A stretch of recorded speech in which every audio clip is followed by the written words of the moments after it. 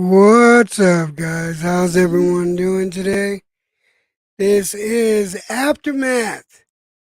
We had a great weekend of boxing. I didn't get to watch Friday night's events, but Saturday's was all accounted for sure. And as you can see, I have up on my screen Taylor versus Lopez. And yeah, we're gonna talk about that fight first, since it's the big one. It's definitely one of the bigger fights this year.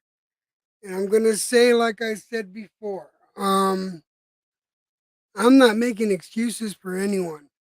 But now that we've had a couple of days to process what happened, um, I'm gonna lay it down for you as at least my opinion.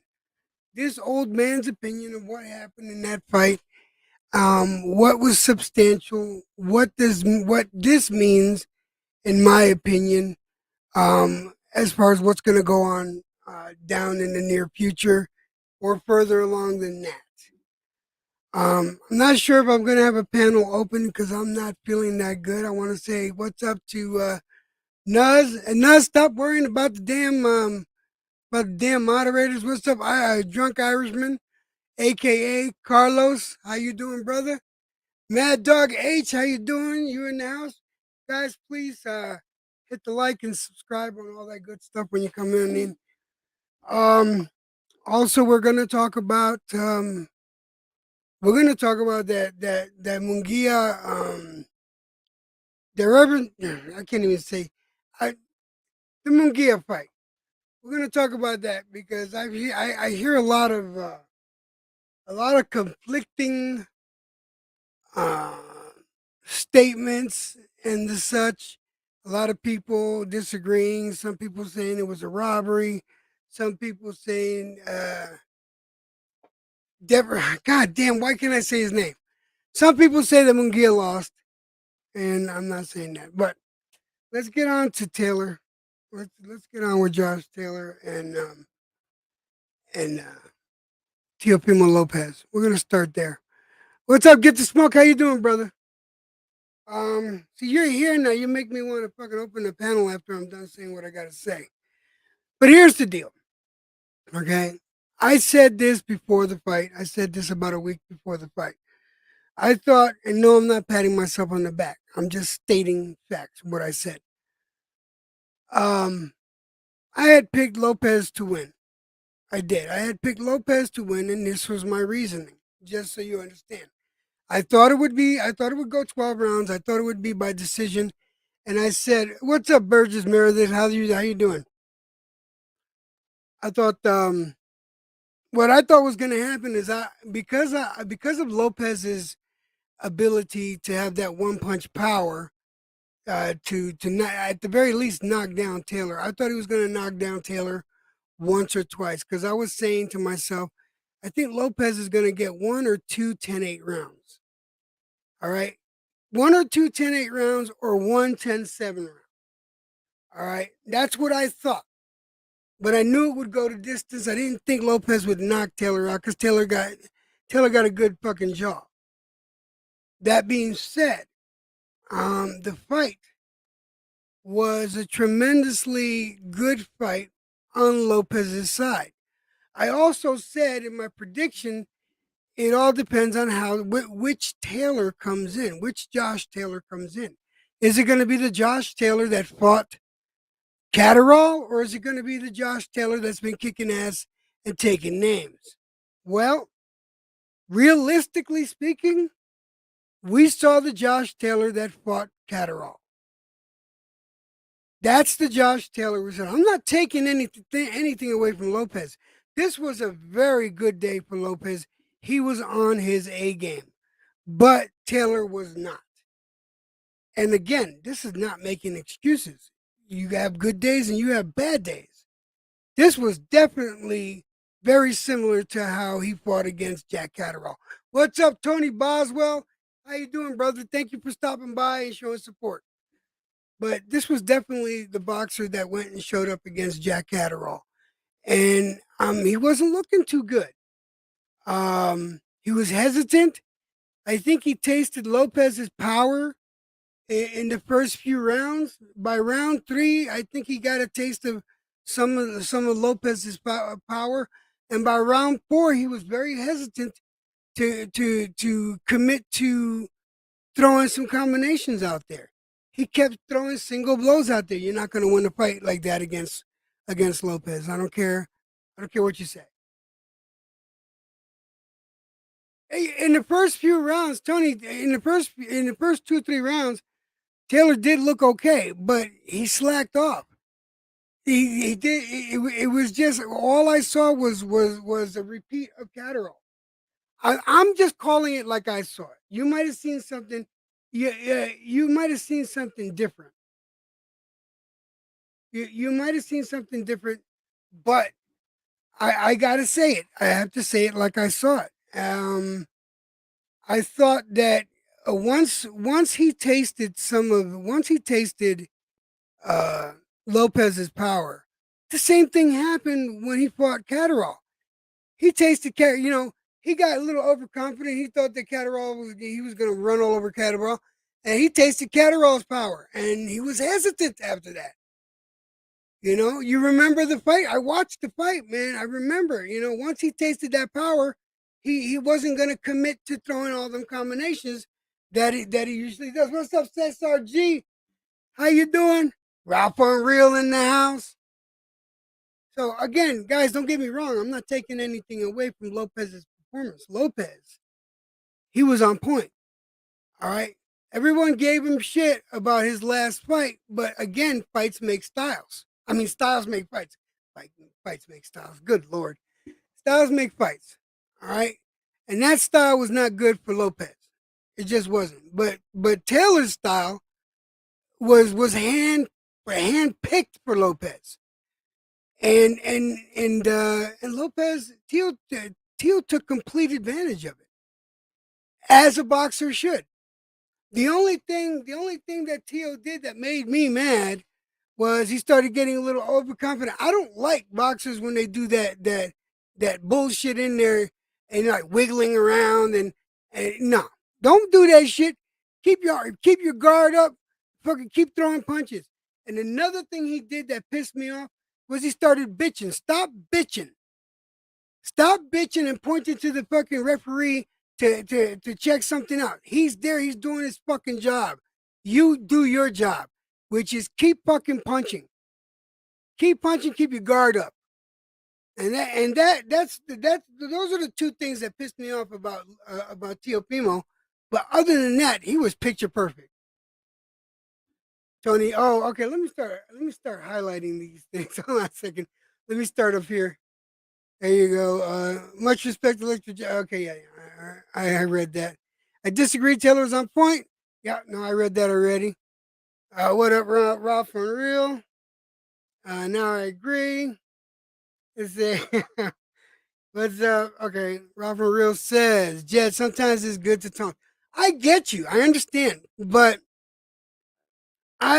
with me, I'm not a big fan of the taunting and shit. I'm not.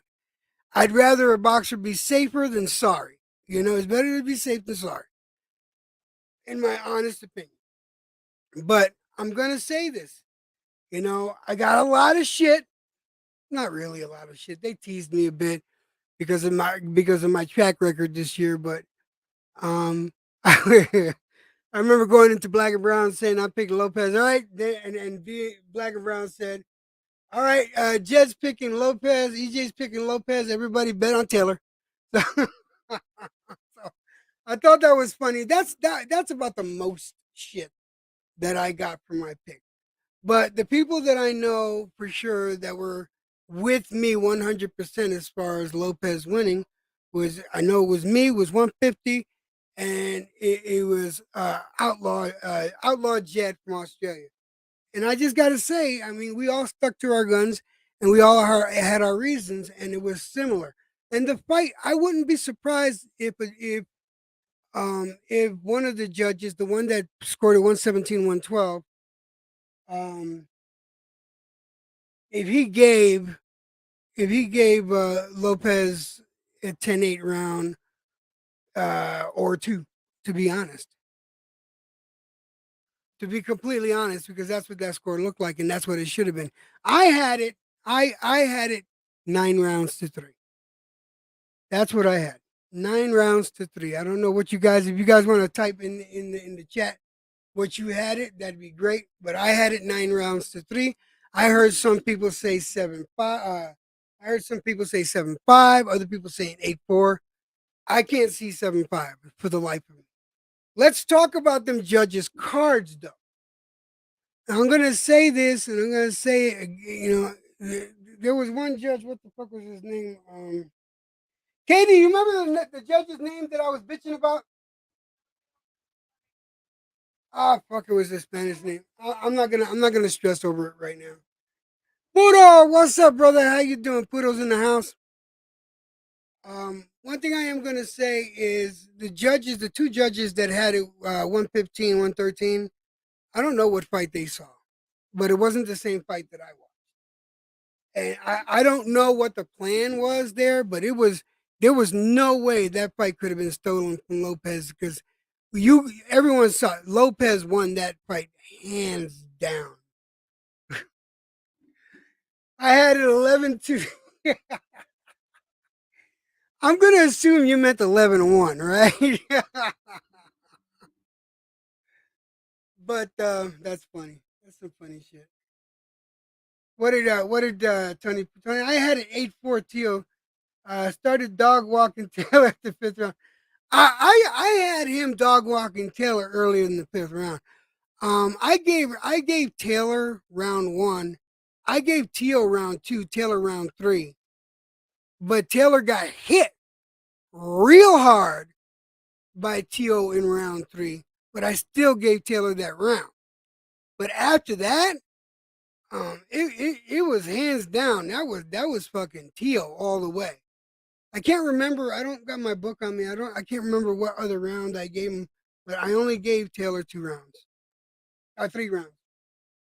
Rob Unreal says Tony Boswell in the 12th round. Taylor was hurt, but yeah, Taylor was hurt.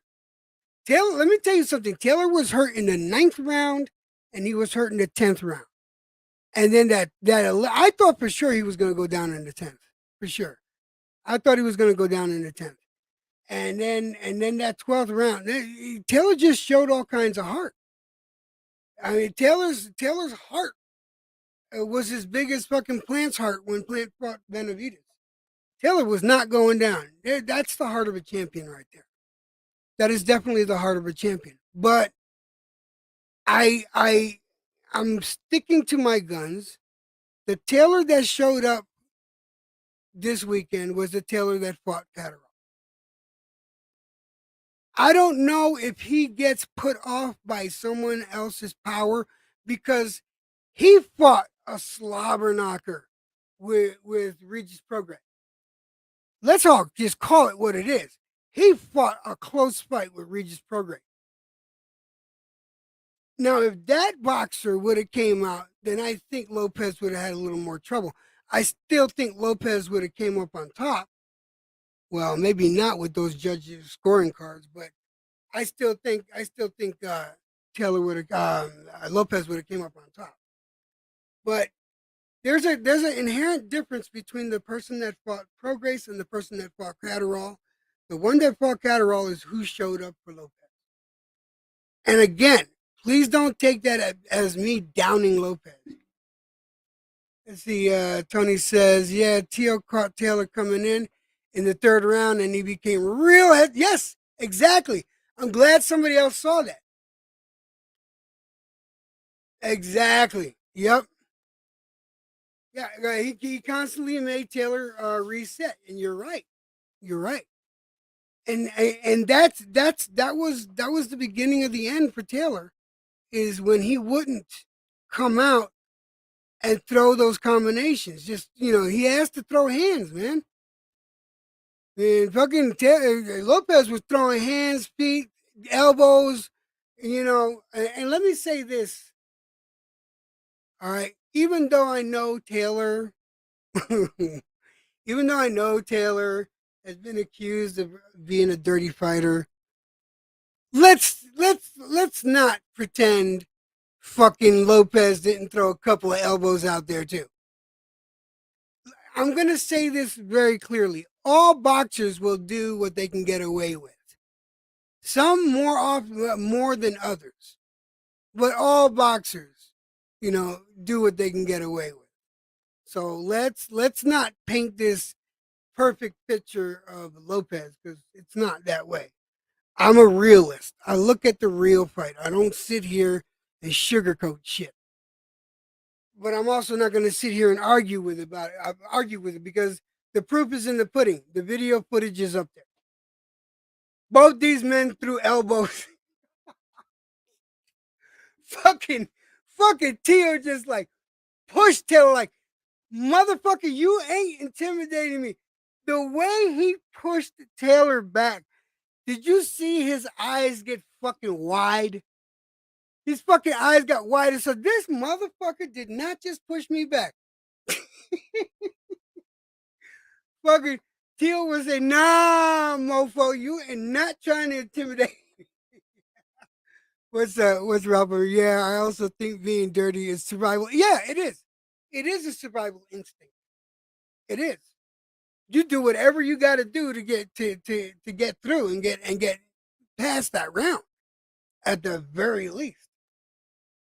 But again, that's up to the referee to decide, whether a point gets taken or a warning is given or whatever the fuck.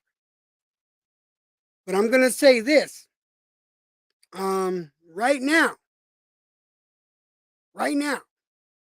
if it wasn't for the fact that Taylor got his belts taken away, justifiably so.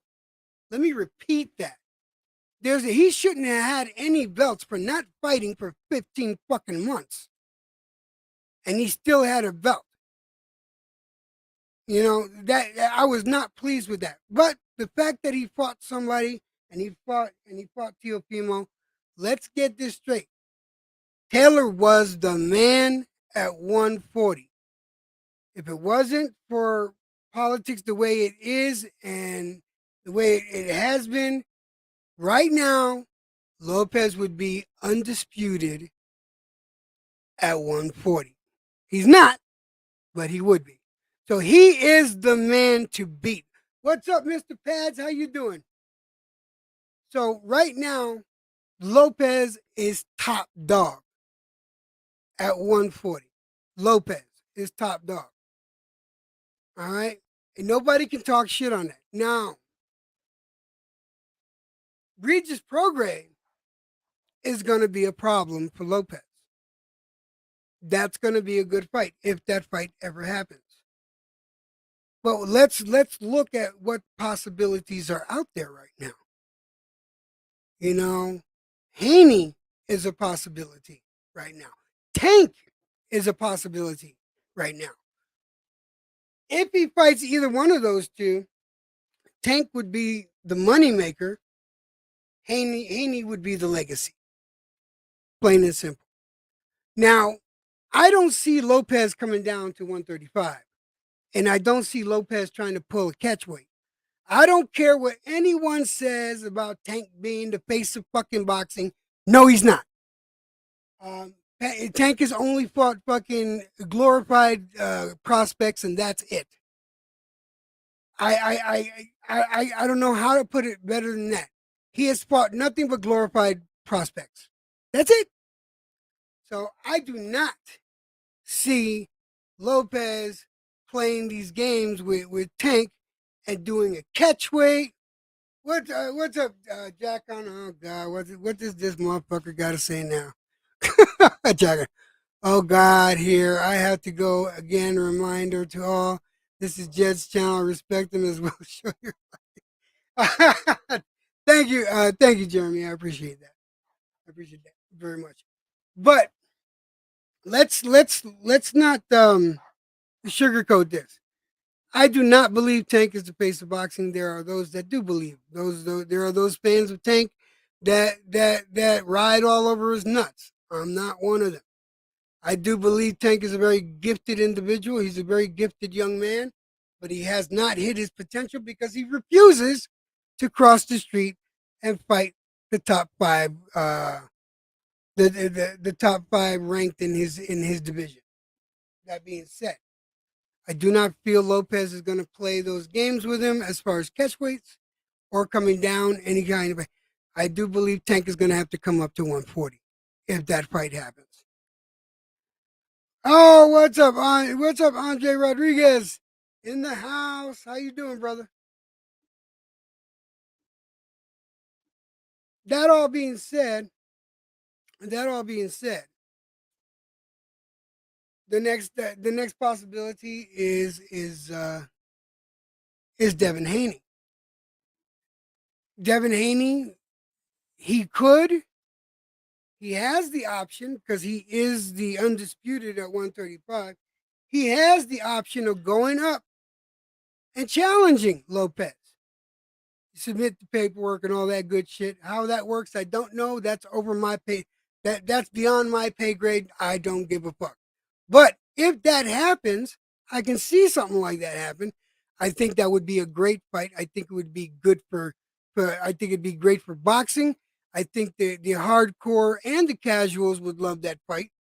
And I think it would make money. Although I do think the Tank fight would make more money. No lie.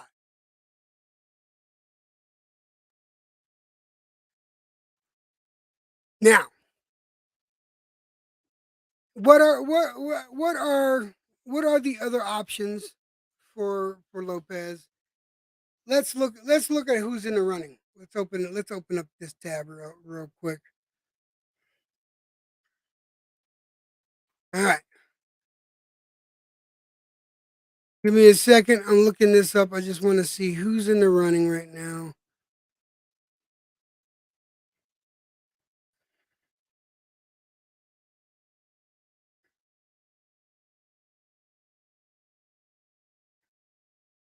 All right.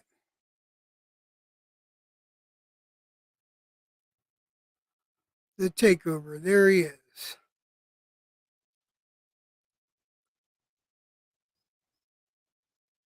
And this is at super lightweight ratings.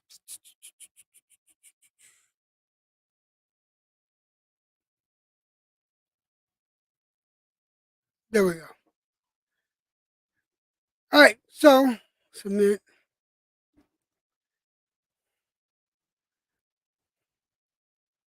So he got Prograis, which we don't know what's going to happen. I'm not too sure what the issue is, what the situation is with Prograis and his team. Sorry, Jeremy, please. Then we got Ramirez. We got Ramirez. He's 28-1. Barboza and Martin. Now, yeah, doesn't Martin have the belt? Hold on a second. No, Sandor Martin is who Teofimo beat. That he didn't look good beating him, but he still won. All right, that was not that's a different subject. But Sandor Martin, all right, so it's either Barboza. Did he fight Barboza?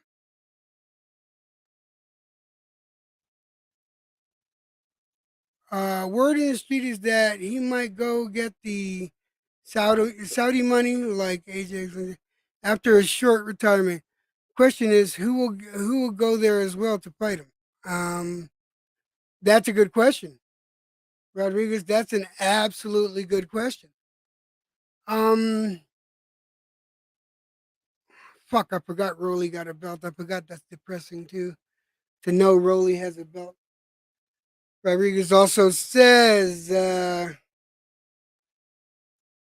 like Usyk and AJ. Yeah, that's a good possibility. I love the fact that when they asked him after the fight, when they asked him what does he want his next fight to be, so he went and talked about going to court for his kid. Yeah, Barboza is undefeated. He's 28-0.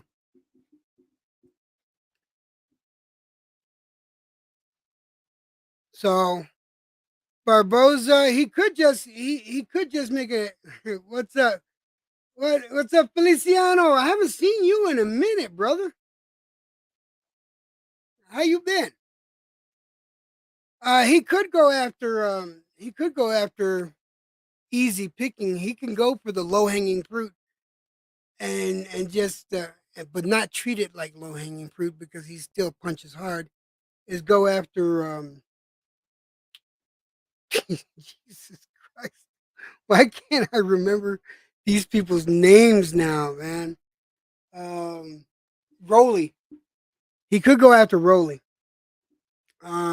Take that belt real quick.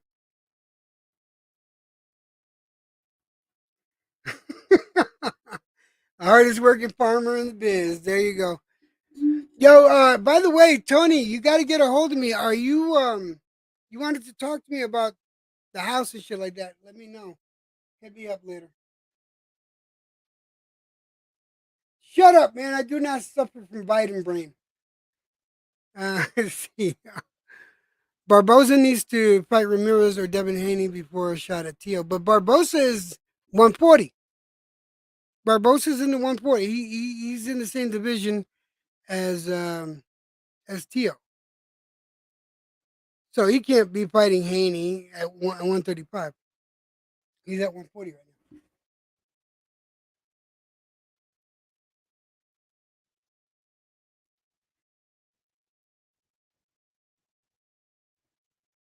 Oh, that's the other one, Matthias. Thank you. I couldn't remember the name. Matthias wouldn't be a bad fight either. So these are the options. These are the options that Lopez has right now. All right.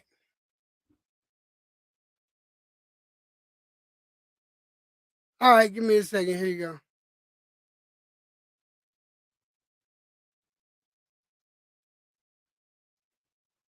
I'm gonna drop the link. But listen, guys, I really do not plan on being up here too long.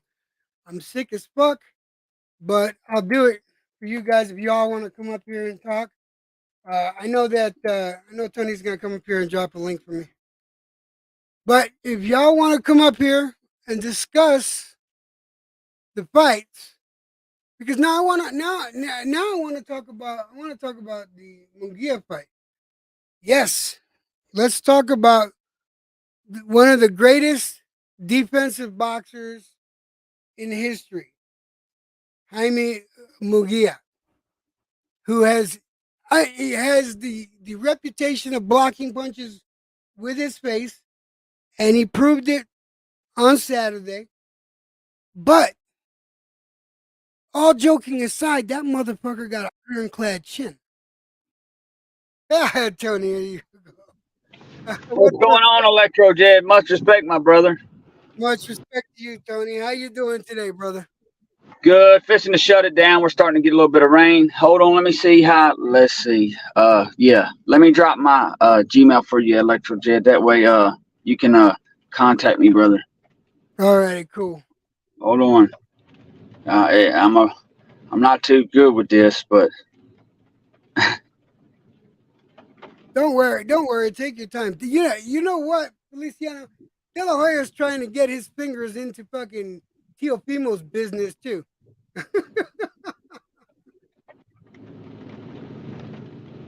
But Munguia, man, that Munguia fight, Derevinchenko, that's the guy's name, right? Derevinchenko. Jesus, I can't fucking remember how to say. I can't English today, man. But even though Munguia blocked a lot of punches with his face, he's got an ironclad jaw, man. That guy can take a punch. But so can Derevinchenko. Those two were beating the shit out of each other. It was a great fight. And I'm going to say, with the great confidence and utmost confidence, it was a better fight than the Taylor fight. The I Lopez agree, Taylor, Electro. say I that. agree. I got to watch it yesterday, and even I had Magia winning 7-5. I mean, a lot of people said that Dervinchenko got robbed, but I think it was a close fight, a hard fight. Every time Munguia has had a hard fight, like he did with Gabe Rosado, he became better. Even though everybody's passed Derevchenko around, I just think that he needed something like that. It was a harder fight than the Gabe Rosado fight too. I think after this fight, he should fight somebody else with a name, not someone that's past their prime, but somebody with a name. I wouldn't mind seeing him fight Plant or hell, Ryder, Skull. Any one of those could put him in a position to where he could get a fight. I wouldn't mind seeing him against Ryder because the fucking fight that Ryder gave fuck Canelo. Canelo. The fight that Ryder gave Canelo, um, that should be interesting. That would definitely be a step up for Munguia and solidify his um not his legacy, but solidify the fact that he is an actual contender. You know I what I agree. mean? Well, what I couldn't understand is that the IBF was just sitting there. Why didn't Munguia try to fight for the IBF? Nobody's a title holder in the IBF. He could have swooped that title up and fought that other guy that's from Kakistan or whatever it is, or whatever the town that or You're right. country. You're right. The guy that fought, what was it, 2 weeks ago? Yeah, I can't even remember. Yeah, he's from Kazakhstan. I just don't. I don't think he. I really don't think he can contend at 168. Charlo had a hard fight with Derevchenko, but I just maybe maybe let him fight Plant or Demetrius to see where he's at. I don't know if he beats Plant. I think he has a shot at beating Demetrius. Plant does gas at the end, and Munguia seems to have a gas tank. We've seen that in the last fight. And I do agree, it was a barn burner. It was a whole lot better because the T.O. Taylor fight went opposite of what I thought. I thought Taylor was gonna dog walk him, and he ended up dog walking Taylor. I wanted the kid to win. I just didn't think his mental was ready for a type of that fight. But when Mm. Taylor hit T.O. when he was between the ropes, I started cheering for the kid. You know what I mean? That was very, very dirty. We knew he was going to be dirty. But after that, I completely started rooting for him because I wanted something good to happen in the kid's life, you know? And maybe it's like, I think Ralph Unreal said that Taylor tends to fight at the level of his competition, you know, and some fighters do that. Some look bad when they're with low class or low level fighters, and then sometimes they step up to par because Tio, every time with Lomachenko, he beat him. He just beat Taylor. I had Regis beating Taylor right now, but that still doesn't take away that Taylor had the Ring magazine, and in my opinion, that's the lineal. So Tio's done it twice. So Yeah. the kid's got the goods, and he proved everybody wrong. We all thought he was going to have a mental breakdown. Well, you didn't, but a lot of us thought he was going to have a mental breakdown. But hey, In the, I don't like. Listen, I made no light of this. I don't. One of excuse me. One of Tio's biggest faults is his mouth. He doesn't know how to shut his mouth. And you know, I've always said his best interview is when they don't interview it. You know, so yeah, when well, he here's the deal. I agree, but every time they get this kid in front of them, they start with the outside shit. If I was Teofilo Lopez, I'd say, hey, look here. Unless I bring it up, do not bring my personal life into this. We're going to yeah talk about the match. Don't bring my ex-wife. Don't bring my father up in this. But they throw that shit up into that kid's face, you know, about the Nakatani fight. He was upset, this and that. If I was the kid, I'd say, hey, listen, before we do any interviews, y'all say anything about this outside of this, then y'all can't do any more interviews. But the kid proved everybody wrong. We all thought he was going to have well, not you, but everybody else. I thought he was going to have a mental breakdown. He had too much pressure on him because the kid was talking about taking care of his aunts and her kids and his wife taking half of his shit.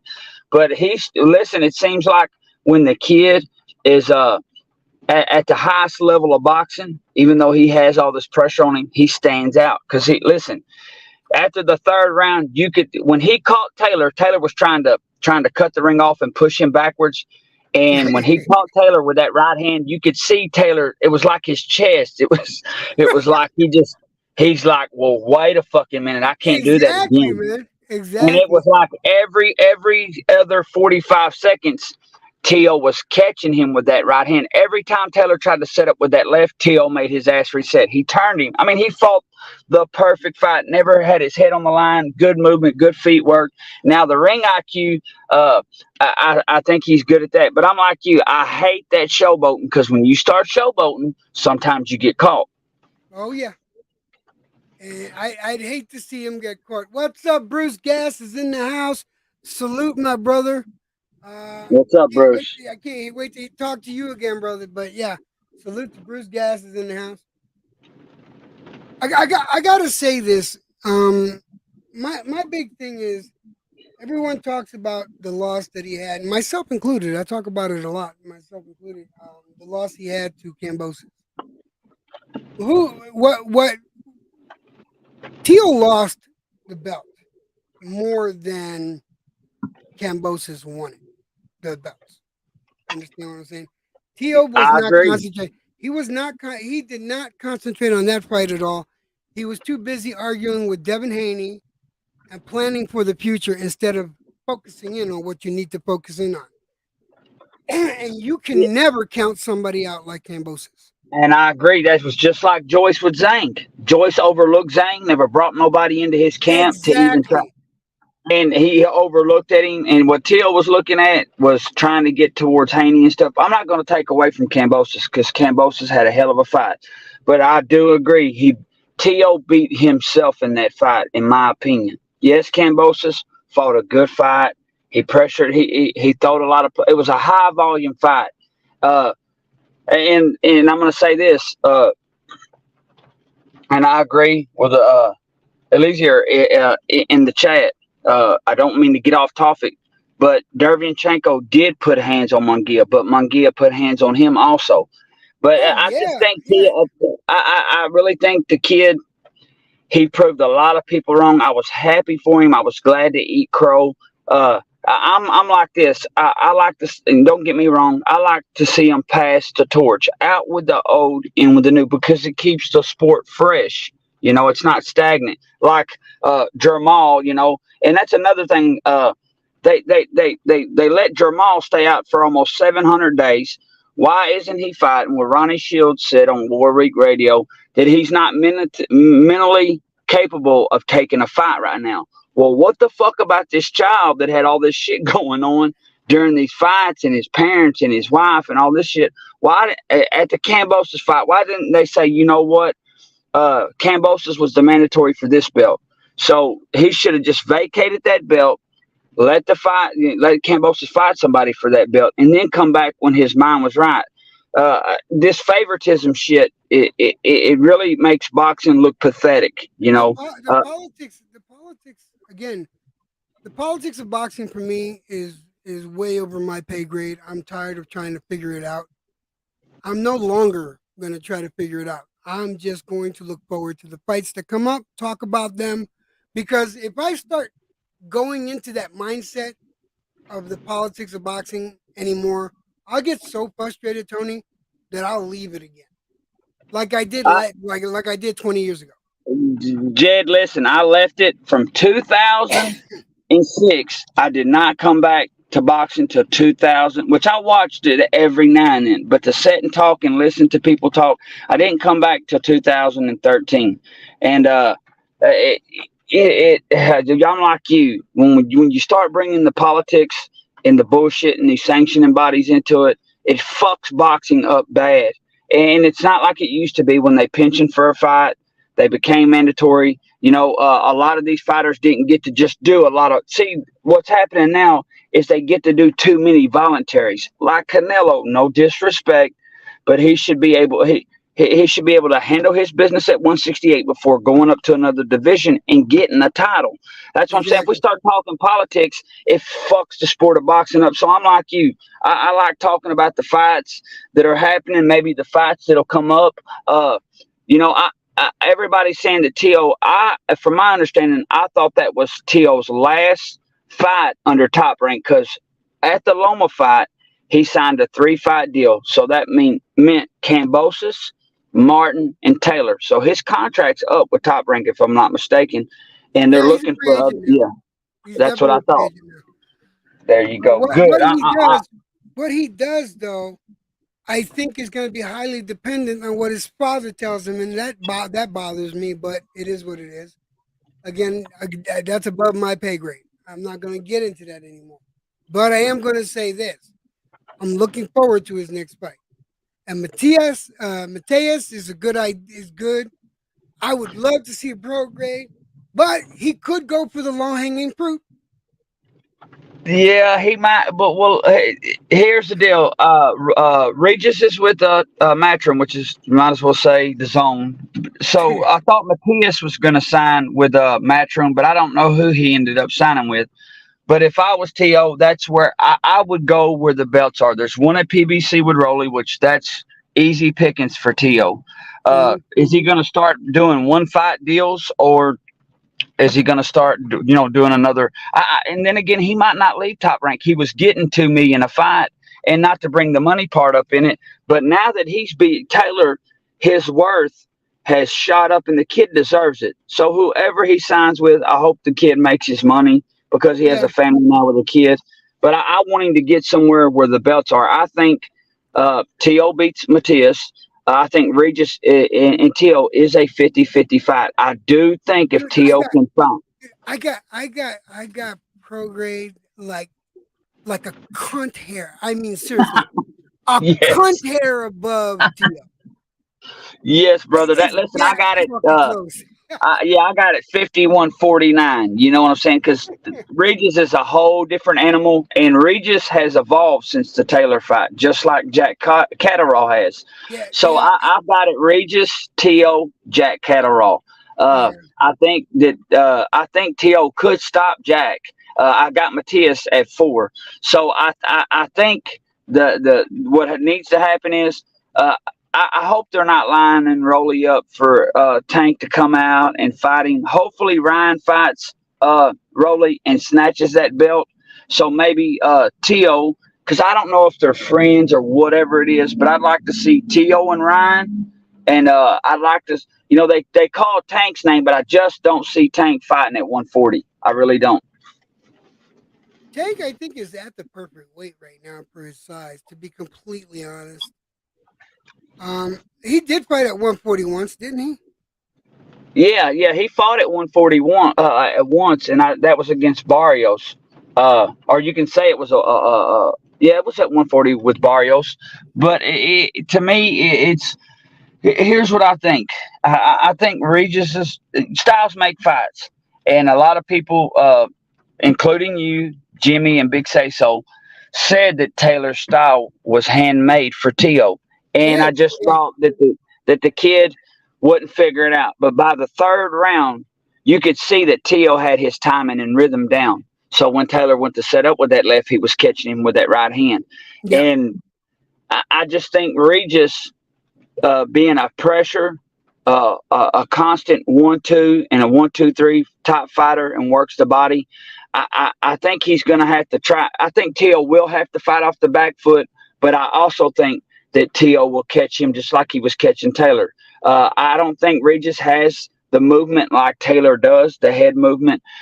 To me, Tio stopped Taylor from his head movement, from getting the right head movement, the right foot movement, because he made Dude, him reset so much. Teal was catching him a lot with what was it? The 1-3-5 combination. Like, what the fuck? He Are you had his kidding? way with him. Listen, and the more he did it, my boys was on the couch. And when Taylor reached down there and hit him, my boys were already rooting for him. And I kept saying, boys, listen, this might be his last fight. And my oldest son kept saying, no, daddy, no, daddy, listen, you can look at him, how he's coming to the ring. And I thought it was a facade, you know what I mean? The kid was smiling, moving around. But actually, it looked like he was at home in the ring. Like, if I get in here, all the shit in the outside world goes away. And he proved that. I mean, he just everything Taylor tried to do, even the foot placement. To didn't allow Taylor to have foot placement. That's why he kept tripping, because To took the lead foot. Had the lead with his feet. So To fought the perfect fight. And like I say, I'm like you. I'm not going to say that word. because Katie might be listening, but I have it on here too. So that's Well, the way I look at it. I have it 50. Katie picked Teal. Katie picked Teal, and she likes Scotsman, and yet she picked Teal, but she said, "No, Teal's gonna kick his ass." And and the way she said it, because I had Teal winning, right? I had picked Teal, but Katie just came out and said, "Teal's gonna beat the shit out." Yeah, and it was listen, and it stunned a lot of people because in the fight, it was a good fight because Taylor kept trying, and that's one thing about Taylor. He's dirty. He's persistent. He will. You know, T.O. beat Taylor out of that fight. I mean, Taylor tried to get back in it several times, and every time he did, T.O. rocked his ass. When he tried to put pressure and hurt T.O. to get a footing back in the fight, T.O. swatted his ass and showed him, hey, wait a minute. You're not going to do that. Every time you try to do that, I'm going to catch you with this and I'm going to sting your ass. And he rocked Taylor several times in that fight. Oh, yeah. And you could tell the pyre played a big. I guess Taylor didn't think. I didn't think it either. I didn't think, but I think T.O. like I keep saying, styles make fights, and I don't think T.O. during the Cambosos fight where he was trying to have a high output, during the Martin fight where Martin was running, and that's just the way the guy. That's his style. I don't think T.O. got to set down on his punches. Well, Taylor stood in front of him and T.O. got to set down on his punches, and you could tell he was throwing them off the back foot with intentions of hurting Taylor, and he did. Let me respond to let me respond to Ralph Unreal. Ralph, here's the difference. All right, I want to explain this why I think this is going to be such a close fight between Regis and Tio. They're not similar styles, but they're both of them are precise punchers. Okay, and they'll sit there and they will size somebody up before they throw their punch. Both boxers are accurate. All right, both boxers are accurate. So a fight between Regis and Tio would either be very fucking boring or a fucking slobber knocker. Yeah, both of them want It's not somebody gonna to be take the in lead. between there. It will not be. I mean, it'll be either really fucking boring or really fucking exciting. Let me welcome Johnny boy. Johnny, you fucking lost. No, I'm just kidding. No, I was gonna say. Salute. Salute. Yeah, welcome to the panel, Johnny. Electro Genie. Electro Genie. He fucking made up for fucking Plant Benavides there. Yeah, I did. Fucking, what's it called? Nah, dude, he bro. I can't do nothing but I was telling Black and Brown and Chad and every else where I went, I was like, dude, I can't do nothing but tip my hat. Like I say, I thought that personal shit he had going on outside the ring was going to come back and bite him in the ass, but looked more to me like he used it to his advantage than anything, you know? Yeah, dude. Yeah. I was listening. No lie. When I typed in your room, I said, I'm gonna go watch the fight because I was watching the fight in the living room, right? Yeah, I was in your room on the computer, right? And I had your shit loud so I could still hear it from the living room. Yeah. I wanted to hear your fucking face when this fight was going. Dude, you were like you had in like round 3, right? Because I think you gave Taylor round 1, and I think we both agreed that I gave Teal round 2, but it was a close round. It was like a swing round. Yeah, that's right. Yeah. And then round 3, I gave to Taylor, but round 3 was the round that fucking Teal hit Taylor really fucking hard. Yeah, and Taylor stopped fucking throwing combinations after that. I had it 8-4. I gave Taylor 1, 3, 5, and 10, and the 10th was more like in a couple of them rounds. Tia was still getting some good work, but he took a round off here and there, you know. So, but I had it 8-4. So I can't remember. I had it 9-3. I can't remember. I know that I gave Taylor 1 and 3. I can't remember. I have to look in my book. I gave Taylor 1 and 3 and another round. Yeah, I gave him 1, 3, 5, and 10. That was I agree, Johnny. I had the same. Yeah. I mean, it was yeah. I mean, he was still getting his and I mean, Taylor. Once you hit round 6, bro. See, once you hit round 6, Taylor just had absolutely fucking nothing for him. That was it. And I thought it was gonna be the opposite. See, I knew it was going to be competitive, bro. A lot of people were saying that Taylor was going to steamroll him and all this. I knew it was going to be competitive, but I was like, I thought Tiafimo was going to be the one to fade in the back half of the fight. Yeah. Yeah, no, he had a gas tank. He had a gas tank on Saturday. Teal looked just as fresh in round 12 as he did in round 1. He looked better in the Taylor fight than he did the Loma fight, in my opinion. Yeah, he did look better in the Taylor fight. But then, Tony, I'm not taking anything away from Teal whatsoever. But Taylor looked like he was fighting fucking Catterall. I just can't put it any other way. The Taylor that showed up this Saturday was the Taylor that fought Catterall. And I said it a week before. I said, depending on which Taylor shows up, all right. If the Taylor that fought Catterall shows up, fucking Teal's going to take it easily. All right. But if the Taylor that fucking kicked ass and took names and just like beat ass all the time, if that's who shows up, I still thought Teal would take it, but it would be a closer fight. What I saw, what's up, Kal-El? How you doing? Man is still in the house.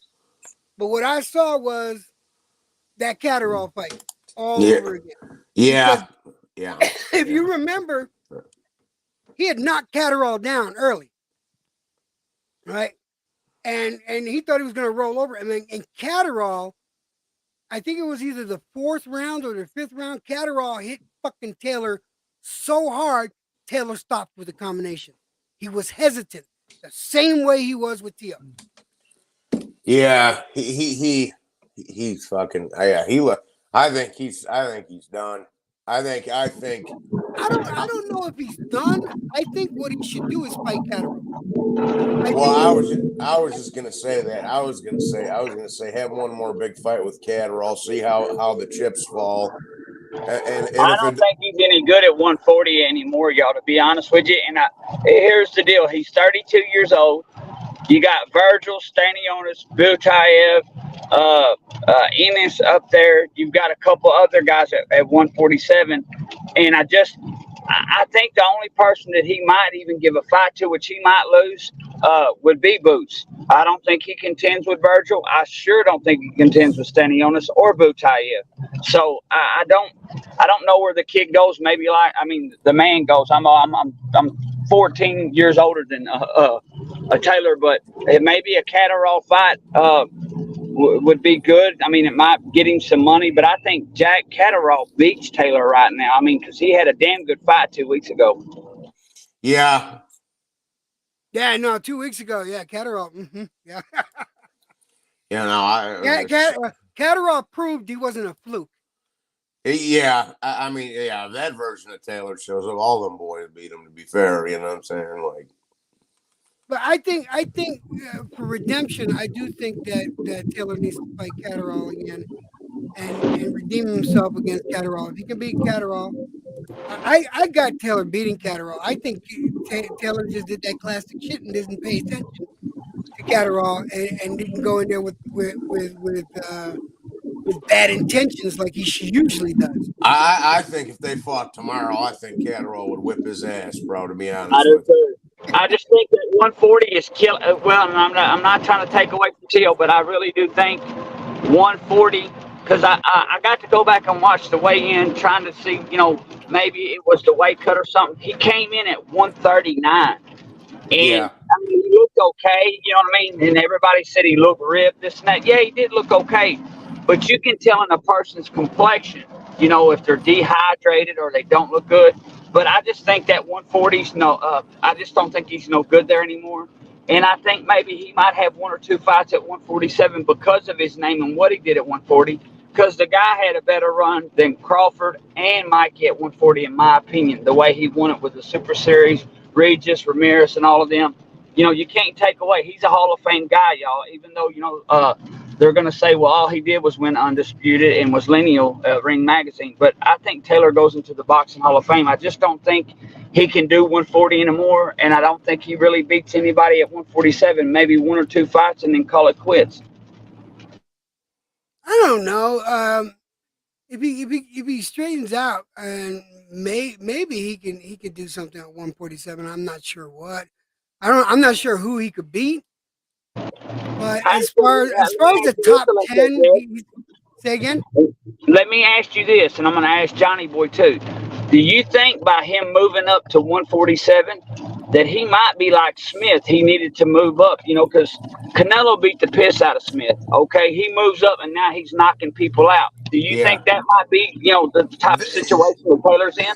That could Tony, that's not a bad scenario, dude. Yeah, it's not. It's actually a really good analogy for the simple reason is that Taylor does have power. All right. If he has power, if he has that kind of power at 140, it's just going to increase at 147. And let's not delude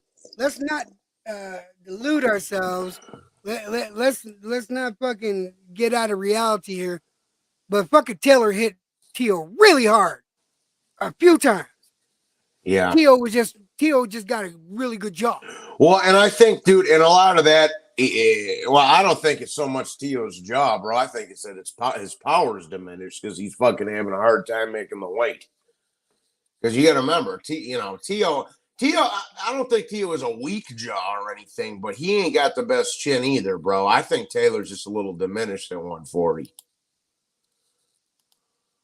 But one thing that bothers me about Tio is that he cuts so easily. Like, what the fuck? Seriously. I didn't see him cut none. No, he gets cut. Every fight, he gets cut. Every fight. Yeah, he does get cut. Yeah. Now that I'm thinking about it, you're right. He cuts easily, man. He got just think about his last 3 fights. He's been cut every fight. Let's see what Rob Unreal says here. Taylor will be good at welter. He will feel stronger there. Carlos says Josh Taylor moving up to 147. He will just be another Danny Garcia. Damn. That's rude. That's just I rude. don't know. It might be that. It might be like you said, Electro Jet. His power might increase at 147, and that's what I got to thinking. There was Smith. He was cutting that weight, look good, but he looks twice as good at 175, where he has a little with his length and his body type. So it might be to where Taylor needs to gain that extra 7 pounds. Might help him out tremendously. I gotta say, you know what else I was just thinking, and not to get too far off topic here, but I think Electro Jed made note of this too, and that 16. We got to remember Taylor was out of the ring for over 16 months too. Yeah, but saying that. And that, like I said, that was my big concern. Even though I picked him, that was my big concern going in, is that he was out for so damn long. But, and I think that's something we need to keep in mind for Spence Crawford too, because brother, Spence ain't been in there since last fucking April. well, I'm waiting when it comes to that one. Yeah. When it comes to that one, Johnny, and I'm gonna be very honest with you. I'll talk about it now. Yeah, well, that's what I say. I didn't want to get too far off topic, but no, that's all right. I'll talk about it now. I don't mind talking about it, but I really don't like giving either one of those motherfuckers any time of day because I'm disappointed with both of them. Yeah, right. But the lack of the lack of activity is going to have a huge effect, and I think more so on on EJ than so much on Crawford. Well, Crawford just fought in December, and I understand it was against fucking Avanesyan, but he at least just fought. He got his feet wet, Right. you know. It makes a lot of difference too, and I think that's why Canelo had the success that he did because he stayed consistent in the ring. He fought what 4 times in what 20 some odd months. Yeah, right, bro. Yeah, bro, that inactivity is a fucking killer. You can't. That's why I want Bivol to get back in there. Fuck Canelo, just get back in there. Yep. Even if it's against the fucking scrub, bro, just get back in there and keep. I don't want And how Bivol much of getting. a stand-up guy was Taylor to say? Taylor made no excuses. Taylor said, "You know what? No, it Yeah, wasn't being out of the ring or the layoff. Tio was the better man." And a lot of fighters need to do that shit and stand on their feet and say, "You know what? He was the better man tonight," instead of making up excuses. And I thought Tio should have done the same thing with Cambosis because when you own up to it, you understand and you get better. Yeah, you should. But Tio, again, that's not in my vision as far as what goes on outside the ring. But you're right. As far as that, right after the fight, he should have given Cambosis his flowers. But um, I am gonna say this: there was a definite difference in the stamina and the the perception of health in the ring. Comparing Tio today to when he fought Cambosos, you can see an obvious difference. I'm not making excuses, but you oh can yeah, see it. oh You yeah, can see an obvious difference. And yeah, listen, you know what? The kid showed that he not only won that fight physically, but he won it mentally also. And that showed a lot. And that's what it takes to be a champion. Well, I was like Johnny, I thought the outside issues were going to fuck you. But the kid showed up, he fought, and that's what champions are made of mentally yeah. and physically. And honestly, brother, here's the other thing that I think we over, not y'all, but mother people is overlooking. You know, I think that just showed how good. Like I say, and I hate to go back to Lomachenko as well, but both of them, Tio and Loma, how great them two motherfuckers really is, bro. Because every time either one of them boys has a shaky performance, bro, they come back and just rip shit up, dog. Yeah. And fucking, And I know Loma didn't get the decision, but we all know he won that fight. Yeah, We no, we, we all we know he And learned won. it was funny that Bill Haney said we're going to stay at 135. Well, let me tell you, if he stays at 135, they're not going to fight Shakur Stevenson. So And you they're can not. bet your ass that Loma's getting a rematch. Yeah, and here, fuck, give me that. And do it in Chicago. Do it in Chicago so all the Polacks and Ukrainians can come. Yo, I'll I'm be. gonna tell you right now, Johnny. Even if they do the fight again and they do it in Chicago, I'm still going. I'm gonna go Well, to another Loma Haney me rematch. and you are having some cervezas, brother. That's a fucking kid. Yeah. just, Oh, Raider, what's up, Raider? How you doing? but yeah, man. But that just shows how damn good the two of them are, bro. Because every time they have a little bit of you know, a rusty performance, they just come back and look fucking Oh, stellar. everybody You know, dissects them and fucking tear them apart. Both of them. It's like, really? bro, and that's the thing. And they both have losses. They both have losses. It's not this. It's not Losses this. don't It's mean not this. shit. Yeah, it's not this undefeated dumb shit. But I do want to touch on the Munguia fight. I need people to stop hating on Munguia. Yeah, he blocks punches with his face. I get it. I get it. But Deverenchenko was blocking a bunch of punches with his face this weekend. Yeah, but now listen. I really don't have anything against Munguia. I don't think he's a bad kid. Oh shit, Johnny fucking froze up. Yeah, well, I'm gonna say this.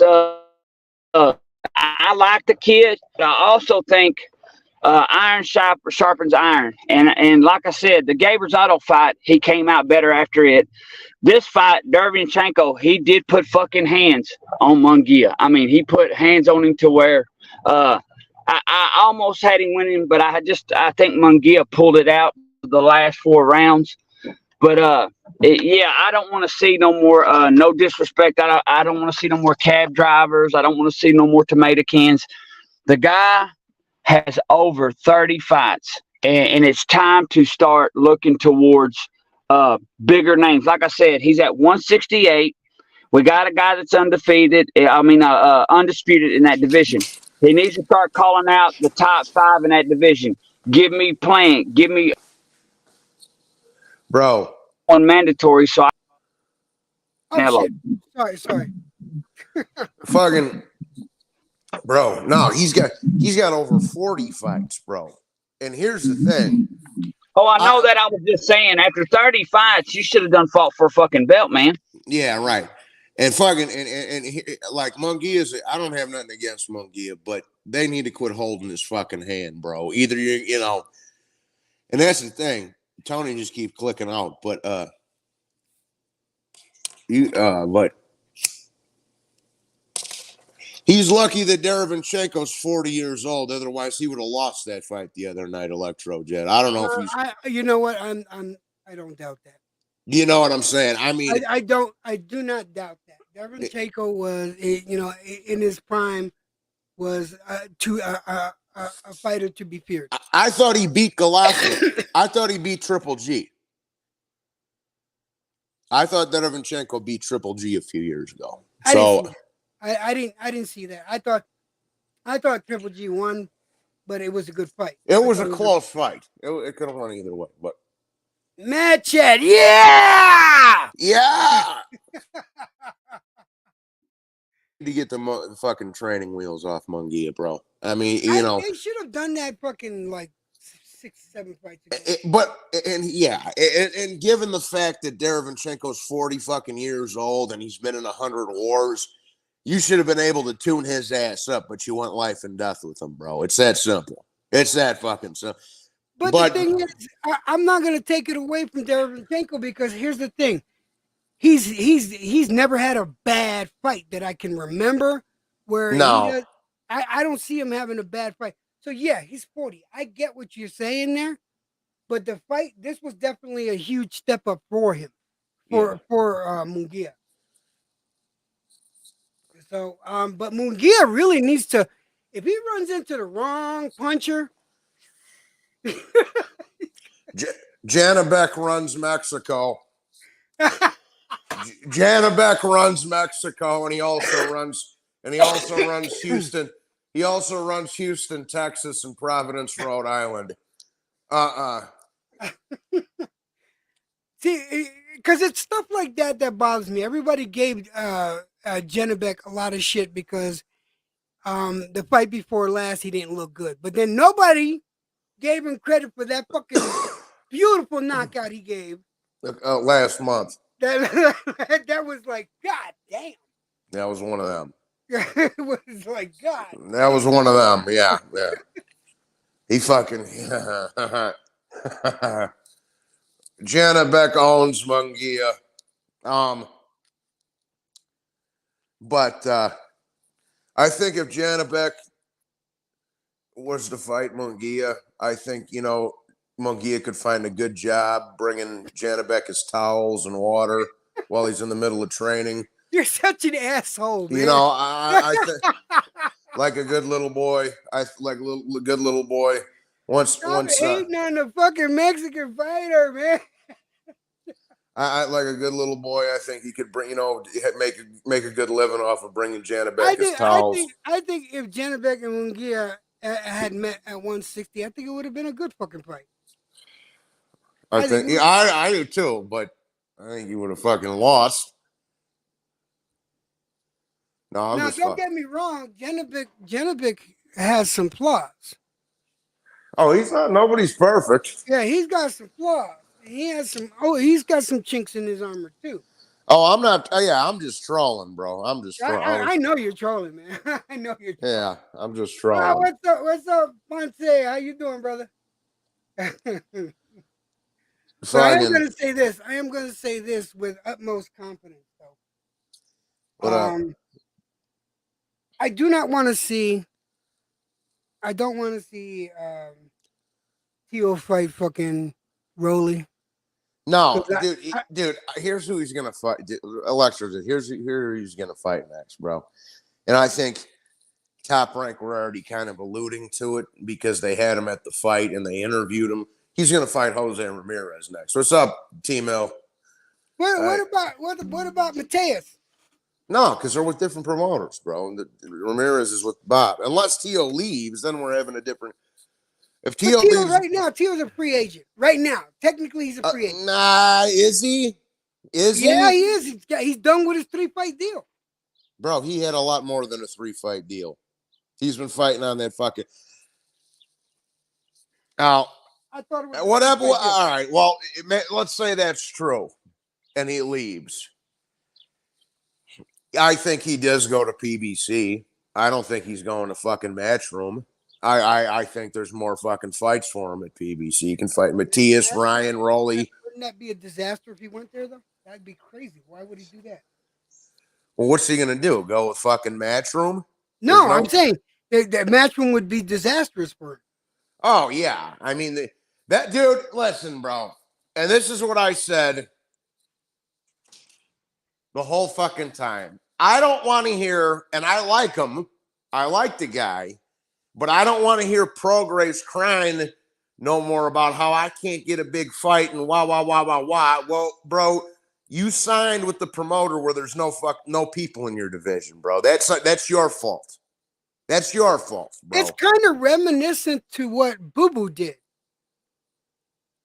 No, Don't you think? Because Boo Boo couldn't get any fight. He couldn't get fights for the life of him. Yeah, but Boo Boo's with PBC. He's got Plant, Benavides, Morel, Charlo. He's got all of them there, bro. That's different. Yeah, now Matias or Prograis rather.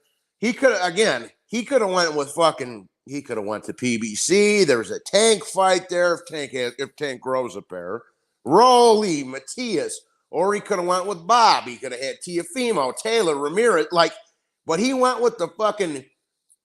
He went with the fucking promoter that literally doesn't have a soul in that division, bro. So I don't want to hear, and I like Prograis, don't get me wrong, but I don't want to hear that dude crying about I can't get no big fights, bro. If you a free agent, you go where the fucking action is, dog, if you want some fight. It's that simple. Yeah. It's that simple. I agree with you. Yeah, I mean. But I'm personally not a fan of PBC. Personally. I'm not either. I'm not either. Got to do what's best for him. So, and again, that's above my pay grade, and I'm not a fanager, and I don't pocket watch. So I stick to the fights. Yeah.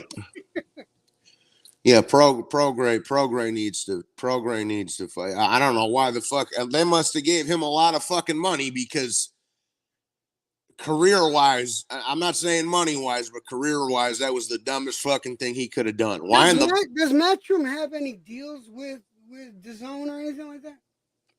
Well, yeah, Matchroom fights on DAZN. All the Matchroom fighters fight on DAZN. All of them do. So maybe all the Eddie Hearn fighters fight on DAZN. So that being said, PBC fights on DAZN. No, PBC fights on Showtime.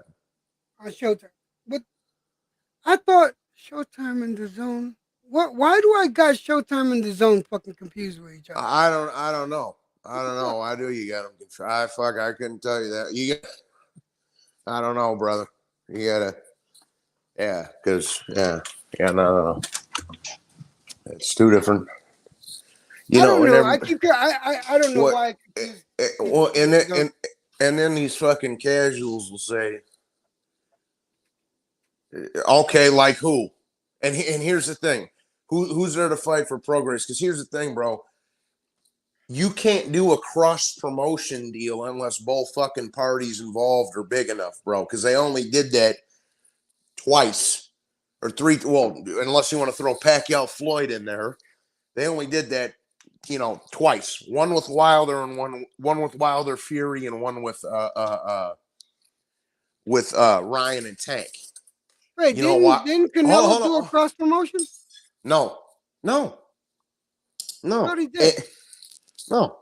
And here's so you gotta so and you can't put Prograis versus Tiafimo on a cross promotion pay-per-view with two networks involved because ain't neither one of them big enough, bro. That's a bad investment for them guys. Yeah.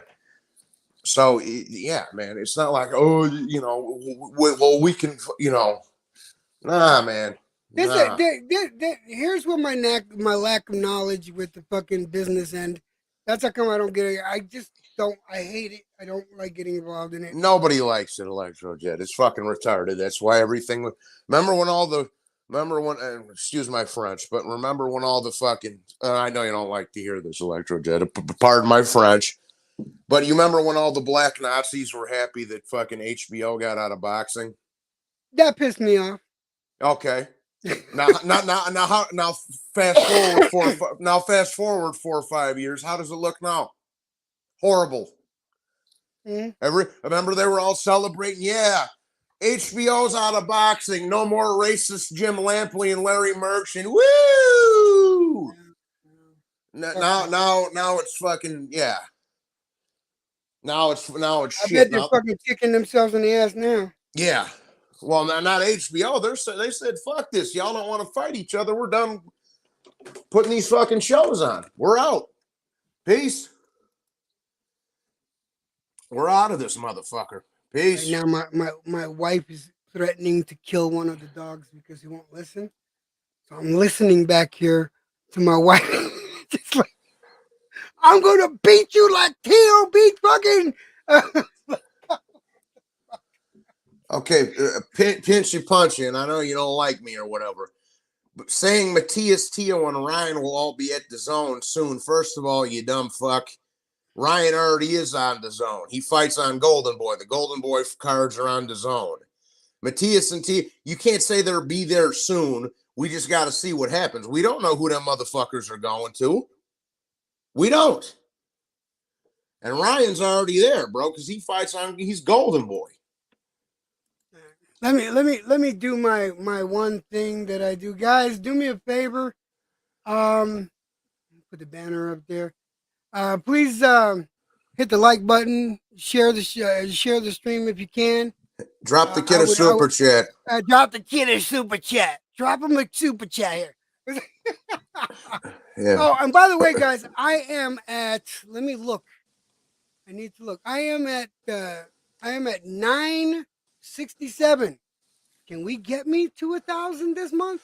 I was just gonna say, bro. Everybody subscribe to Electrojet, bro. He's fucking a cunt hair away from 1,000. So let's get the fella to 1,000, man.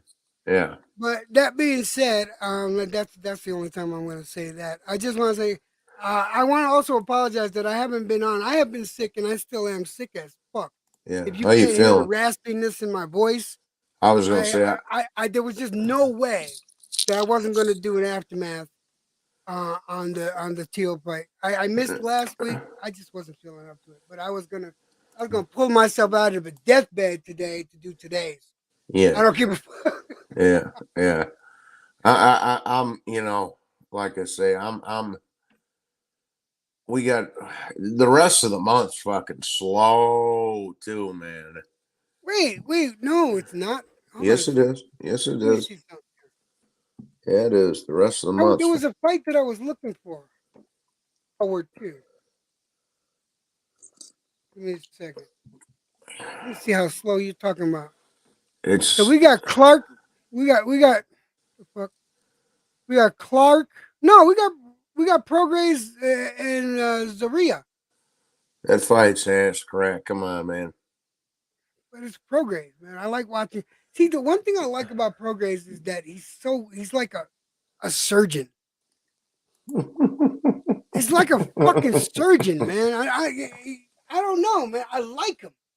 I mean, he's not my boxer, but I like watching him fight because That motherfucker, he's like, he sits there emotionless and then pops a couple out and dude's hurt. It's like, what the fuck? Yeah. Okay, yeah, that doesn't look good. What the fuck? You're right. That's the only fight coming up for me. What the fuck? Hey, and then the next real fight that I'm looking forward to, and it's almost a month away, is Virgil Stanionis, bro. And that's on the 8th, the first Saturday of July.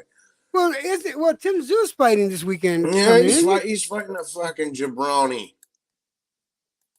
He's fighting a jabroni. But I am interested to see how he does. But it's, I mean, that's. I mean, I liked him, but it's not. It's a fucking mismatch. It's yeah. I like competitive fights, bro. I'm not for the fucking what have yous, but yeah, man, it's fucking slow. It's fucking slow the rest of this month. Slow. I'm sorry about that. My wife was talking to me. I apologize, but and I was listening to what you were saying. It is slow. But Ocampo, yeah, that's gonna be a one-sided. Nah, dude, that's a fucking blowout. Come on, that's a one-sided. Yeah, and fucking Prograis will beat the shit out of the little jabroni he's fighting. Like, come on, man, these are fucking the next. Like I say, the next one that I'm like, okay, I'm interested in that is fucking Virgil Stanionis. Well, Adamas and Williams is not bad though. J-Rock's fucking, come on. J-Rock's saying Adamas is gonna fucking kill that dude. That's J-Rock's fucking J-Rock. I'm gonna call it right now. Berlanga Quigley's gonna beat his ass. No, I'm saying it right now. Okay? Quigley's gonna beat. Yeah. Mad Chad, welcome to the channel. What's up, brother? Yeah! Yeah! Go Quigley! Go Quigley! Go Quigley. I'm saying it right now. I just say Quigley's gonna beat the shit out of Berlanga. I'm saying it right now. He might get bet. He might get bet in the process. He might get bet. I'm just saying. I'm calling around because look, you guys know how I feel about Berlanga. All right, Beluza is what I call him because that's what he really is. Beluza. Beluza, because Berlanga is a piece of shit, man. I can't stand that motherfucker anymore. Yeah, he's a hype job. He's a fucking Max. I said this before, Electrojet. He needs to stop trying to be like Hector Camacho and be more like Felix Trinidad. No, because Felix Trinidad was kind of quiet, and he had the ability to damage people. Hey, killers move in silence, bro. He should be quiet instead of being a little fucking bling wearing loudmouth fucking hype job. He should just keep his mouth shut, take care of his business in the ring, and try to get better. That's what he needs to be doing. But instead, he's a little. Let me waste my little $200,000 bank account on a fucking Lamborghini and a fucking chain, and make everybody believe I'm the shit. He's a fucking moron. A fucking moron. Shout out to T.O. Shout out to T.O. for, beating a fucking old, drunken, fucking washed up fucking shell of himself fucking Taylor. He should have killed the Taylor. Taylor was that fucking bad. T.O. should have fucking killed him. That was a fucking shameful performance by the Scottish drunk.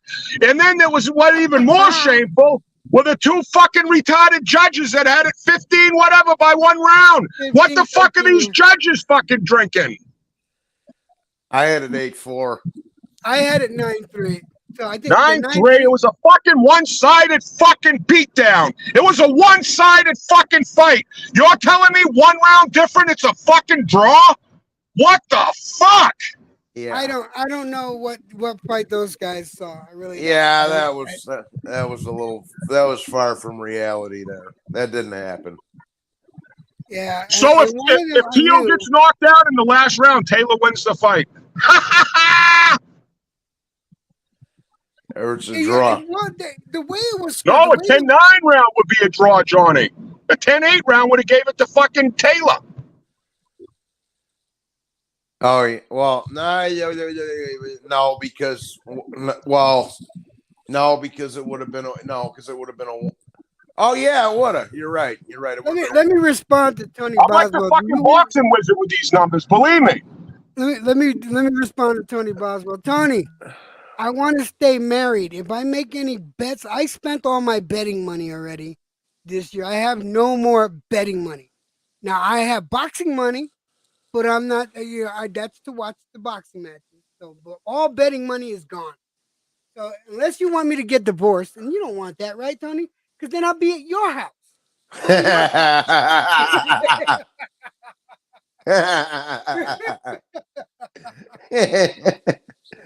And trust me, you don't want my fat ass on your couch. Because I eat. I will eat, motherfucker. I will eat you out of house and home, man. I mean, me and Electrojet are coming through. We'll probably eat the fucking refrigerator after we get done. We get done with the fucking food. Oh no, I can't bet on anything. But I got Quigley. I think Quigley's gonna beat him. I think Quigley's gonna beat his ass. Honestly, Berlunga's got it coming, and I Didn't think fucking Quigley's gonna. Bobo beat fucking Quigley in one round? I think Quigley's gonna beat Berlunga. I don't know, dude. Quigley kind of sucks, to be honest with you. And I think that's Mendoza's cousin, actually. But ask him. He's actually a friend of Brian's. Brian helped train him so much. Yeah, not like I say, not to be a cunt, but he's not great, So You know why I say that? It's because I hate Berlunga. Oh, Jed, listen. Listen, my brother. I couldn't help but bust out. Like, what I was meaning is you said that Quigley was going to beat him, right? Beat Berlanga. Right. So what I'm saying is if you got that feeling that he's going to beat Berlanga, should I bet money on Quigley? Oh no, I ain't gonna tell you to bet money on no, him. Tony, I ain't gonna do that to you, man. Tony, Tony.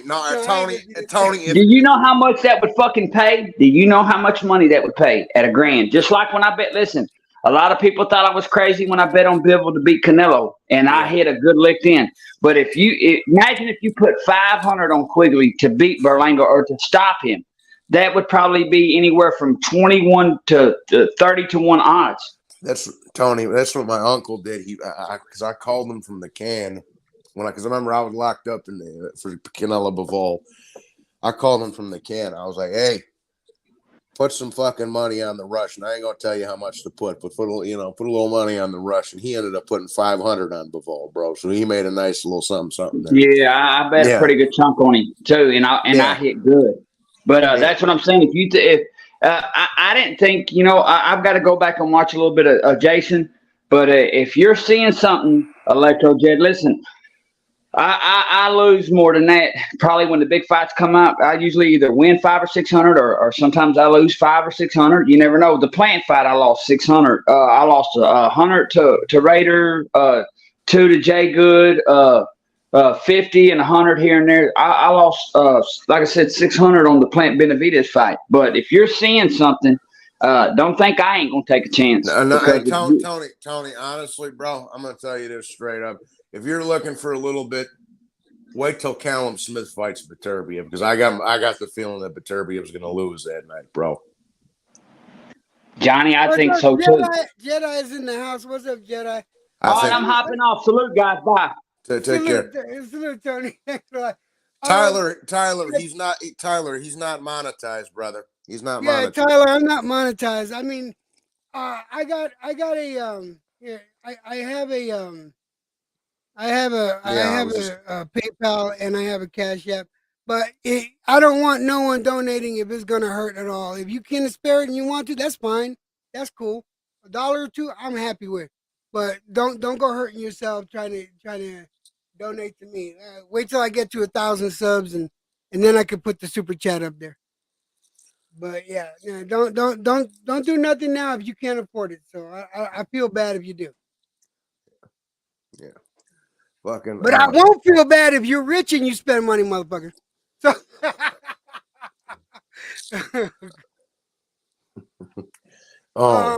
that being said, though, damn, that is the only fight. Yeah, and the only reason that I picked Quigley over Belunga is because I'm so sick of Belunga and that hype job, Johnny. That's why I got Quigley winning.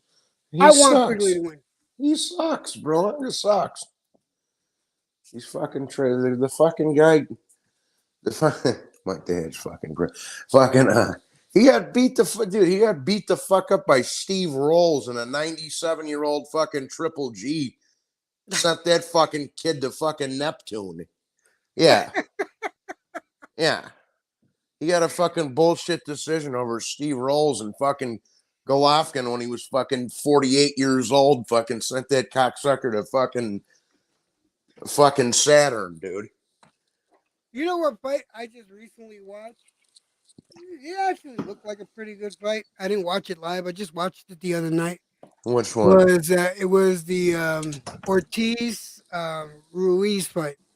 Oh, that was a good fight. Yeah, I thought it looked like a pretty good fight. I enjoyed watching it. It was time well spent.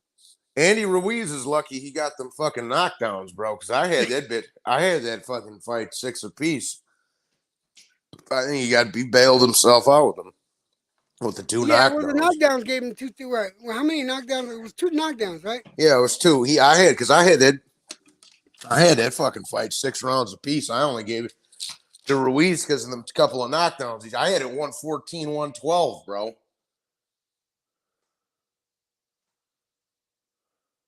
There you go, brother. If you wanted to donate, it's one of those 2. You can either go to paypal.me/ElectroJet or Cash App $ElectroJet65.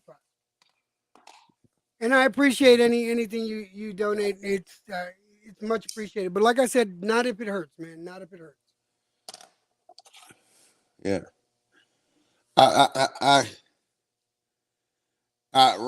Hey, Raider. And I know me and you ain't got along in the past, bro. But listen, I'm not saying Callum Smith's gonna beat him, but if Beterbiev's fucking age shows up, he's gonna get knocked out, bro. This is a whole different fucking animal that fought Canelo. This guy's filled in. He's putting people in fucking ICUs. Like, he's got he hired Buddy McGirt. Like, it's a fucking whole different fucking animal than the one that Canelo fought, bro. It's like, yeah. Yeah, Raider.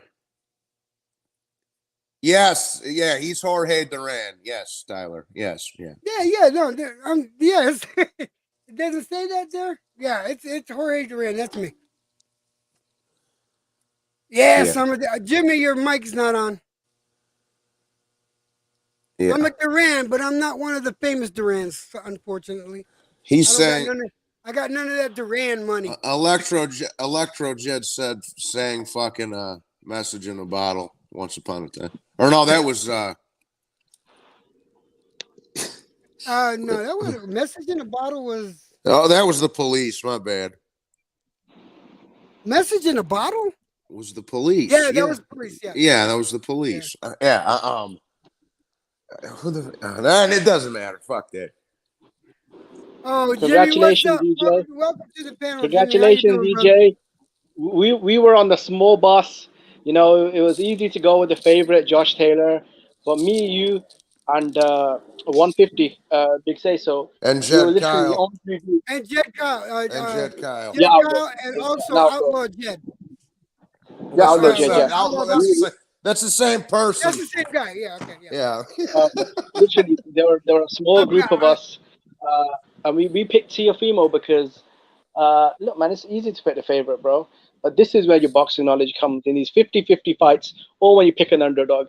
Like most of the time, like, let's be honest, 90% of the time, everyone knows who's going to win because one of these motherfuckers is a 30-1 favorite, right? So, Facts. hey, That's man. true. That's true, What's up, Jimmy. Black or Yeah. Brown in the house? How you doing, my brother? Yeah. Thank you for The having me king on of your the panel last night. underground. The king of the underground, aka the Mr. Miyagi to my Karate Kid. Fucking. Oh, I love this fight, bro. Teofimo, bro. Can I be honest, man? Like, this What kid the had fuck? me. Wow, man, that was incredible. That was an incredible Holy performance. shit! That was one of the most dominant pound for pound level performances. Let What me happened? let me give a shout out to Tyler. Man, Tyler, man, goddamn, he just donated. Tyler, wow. I don't know what to say. Jedi's in the house. What's up, Jedi? Tyler, I don't, dude. You're gonna make me emotional. That was cool. Thank you so much, man. I appreciate the donation. Tyler just donated $100 to the channel, man. Now Oh you can wow, get that's really yourself cool, some. man. Now you That's can cool. get yourself a box of Depends, you motherfucker. I got a box of Depends. They're in the back of the truck. Fuck off. What's up, brother? What's going on, Johnny? What's going on, Yimmy? What's good, Jake? Cotto? What's good, man? Chilling, guys, chilling. Loving Listen, this fight, man. I too fall into that retard basket of fucking dumb predictions makers where I went for Josh Taylor only because he was the king of that division. I didn't Yeah, go off so much of his last fight. What I should have remembered was, and it's not a factor at all, but I do remember it, that he was off for a while. What was it, 16 months, as well as the yeah, Yeah, yeah. jet because lag. That right there should have told me he's not going to be the same person, bro. Yeah. 17 I months. fucked up. I fucked up. I fucked up, Jedi. I fucked up. I think I'm gonna have No, sex with I my don't wife know. tonight. I'm gonna show her this cash app. No, I think Tyler just logically, got me laid. can I be Oh honest? shit, Logically, Yimmy, you just got electro laid for the next 2 weeks. Not Yimmy. It was Tyler. Tyler's the one Yeah, who Tyler, my donated. bad, Tyler, you did something very yeah, noble, my man, no doubt. Now maybe I won't be so fucking stressed out. What do you think, man? And grumpy, yeah. You need to bust like 90 nuts, I bro. haven't been fucking grumpy. What the fuck are you talking? Oh no, what are you doing now? What are you doing no, now? no, look, listen, everyone in the chat, you need to donate to Electro Jed's fuck fund because he's in need yeah. of, That's right. That's right. Electro's fuck fund. Good one. Oh, that's Electro's fucked fucked. up. Yeah, yeah. That's fucked up. The fucking the fuck no. Oh, what the fuck was I talking about before? Electro Jet, I forgot. No, Dude, I don't know. Right now, I'm laughing Yeah. at the fuck fun. Fuck you, Jimmy. Hey, listen, man, I said as a compliment, I wish No, people no, would, that was I funny. wish That I was had a funny. fuck fund.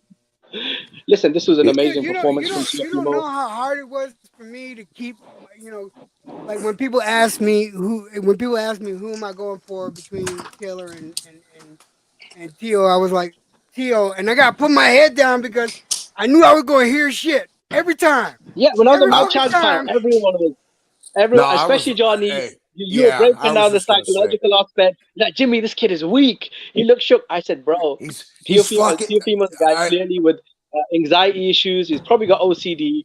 The kid's obviously not there mentally, but what matters is, bro, he showed up war ready. The same way he did with Lomachenko. Look, man, this was one of the best pound for pound performances I've seen in a very long time because this wasn't a run of the mill champion, right? This was yeah, a Yeah. no. long reigning, No. dominant, half a pound level, undefeated lineal champion, right? This was the king of the division. The same way he beat Lomachenko 3 years ago, long reigning, pound for pound, multi division, unified Yeah, lineal yeah, champion as yeah, a fucking yeah. underdog at 25 years old with less than 20 fights. Come Yeah. on, bro. You know Eh, what it was? You know what it was, guys? It was exactly what I was saying, that everybody thought since he was the king of the division and nobody had beaten him for those straps, that Tio coming off of whatever the fuck he was coming off of. Especially, I was thinking more of his mental aspect as to him having, all these fucking marital Yeah, problems outside. That's Jedi. what everybody thought. That's what everybody who picked Taylor actually thought. Let's keep it Well, real. and dude, I was one of the guys, and Jimmy and Electro Jet can attest to this. I was one of the guys all fucking week. I was going, look, he's fucking mentally broken. He don't know where his fucking head is. Me I too. remember you Me saying, too. I was over here sounding like Dr. Bill with a Dr. Phil with a fucking dildo on my neck, looking like a dick user, talking about, this kid, he's he's going through a divorce and hey, get the fuck out of here, bro. I gotta give it to him. I gotta give it to him. He was mentally strong. I gotta thank Black and Brown. Thank you, sir, for your donation, my brother. I appreciate that as well. You guys are like you guys gonna make me tear up. I don't want to fucking cry on camera. Oh, good. I'm not Here. crying. We'll cheer you up. All right, fellas on the panel, fellas in the chat, on the count of 3, let's all say fuck fun. Ready? 1, 2, 3. Fuck fun. Yeah. You see? See, I got you, Jed. I'm always gonna make you laugh, motherfucker. Oh man, you guys are too much, man. You guys are too much. I do want to get into. I do want to say what should be next for Berlanga. I'll start off with Jedi. Berlanga. What do you think is gonna happen to Berlanga fighting Quigley? Berlanga's gonna get fucked up, bro. He got no defense. All right, this guy got Jared Hurd / Rocky Balboa defense. He blocks with his forehead. And I could be wrong again, but I just feel like Berlanga's not ready right now for such a level like that, man. He gotta get his defense tight. You gotta remember he's fighting Jason Quigley. Yeah, Quigley's the one that fucking Boo Boo decimated. Well, would you say decimated? Yeah. But people sleep on Boo Boo, man. That's another story. Boo Boo fucked Boo Boo up. Boo Boo fucked himself. Yeah. He could have been somebody, bro. But being so fucking picky like a prima donna that he is, that's exactly where he is now. You know what I'm saying? He's in the fucking what do you call that? The limbo universe of boxing. In between matches and in between not having matches. He's like in between the go fuck yourself. Realm. That's the fight right there. I wouldn't mind seeing Munguia and Berlanga. I'd like to see Munguia beat the shit out of Berlanga. I was to say that. Yeah, Munguia looking like a fucking. He looking like a 20-year-old Tong Po in the face. That motherfucker. Oh, dude got some chingazos up there right now, man. I like Munguia, bro. Munguia, that's the Mexican Tong Po for me, bro. That motherfucker be smashing shit. Derevchenko came to fight, man. This guy was in incredible shape. This wasn't a washed up Derevchenko. This was the same guy that he was had stocky, man. Fights. He went in there, no lie. He went in there looking like fucking. He went in there looking like Canelo. He was wide like Canelo. And, I don't know about that, but no, he was wide, man. No, he was wide like Canelo, man. He was. I don't know about that, Jed. I don't know about that Canelo shit, but yeah. I think Canelo's better Berlanga. Yeah, I don't know about that. I mean, you put Munguia in there with Canelo. Yeah, I had to put that up there. Christ, Carlos knew I was gonna put that up there the second I saw it. Listen, you guys know how big of a Canelo fan I am. Right. If that motherfucker fights Berlanga, I'm gonna roast him. If he fights Berlanga, I will roast him. That Johnny Boy would fucking agree with. Yeah. Let's get Canelo Berlanga because I want to hear Jimmy fucking go against the grain over here. So let me hear it. Come here. Listen, I threw Fury into the bus. Listen, bro. At the end of the day, I'm here to be entertained. As a boxer, if you're not entertaining me, I don't really care about you. You know what I'm saying? Like it's just like one of them, bro. You better not fight. Listen, unless it's Bivol, Benavidez, or maybe Badu Jack at cruiserweight. Because for me, I think that's a tougher fight than Benavidez, Badu Jack at cruiserweight. Outside of them 3 options, bro, it can't be fucking Berlanga, bro. No. And I'm gonna be honest with you. I'm not. Everybody knows I hate Canelo, but I don't want to see him fight Charlo either. Because to me, I mean, I don't get me wrong. Which If Canelo was to fight Charlo, I'd be rooting for Canelo. But I don't want to see Which him Charlo, though? fighting a fucking bum that hasn't fought in 2 fucking years, bro. Fuck that. Fuck Which Charlo, though? Which one are you talking about? the big one. The big one. The big one. The big one.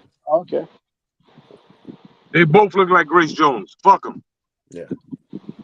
Yeah, I'm talking about the big one. The big one, Jimmy. Yeah. We got to call out this Samson Lukowitz guy. Benavidez is a promoter. So let me get this straight. He sends a ghost email to Eddie Reynoso, and at the end of it, he admits that he doesn't know if this is Eddie's email account. Then he takes the offer off the table 3 days later, and then he announces the Munguia fight all in the span of 4 days. What the fuck is that dude talking about? That is not any way to make a fight, bro. Who the fuck gives a cash cow and a super champion like Canelo a 3-day notice? Like, what the fuck? What the hell is that? He's smoking some Hebrew crack, bro. Bro, it's like, we're going to give you an offer. Take it or leave it. You've got 3 days to accept. Third day, we're fighting Morel. That's that, dude. That's that Tyson Fury shit. Fucking. Yeah, that's $500 million by the end of the week, or there's no. Yeah, that's that smoking and opium field shit. That's what they doing.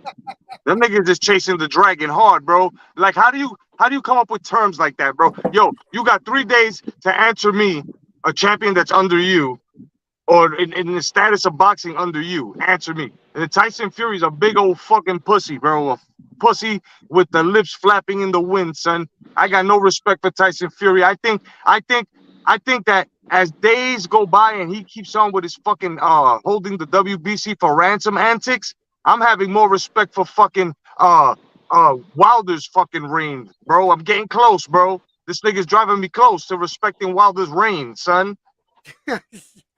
I gotta address pads. JB, let's see.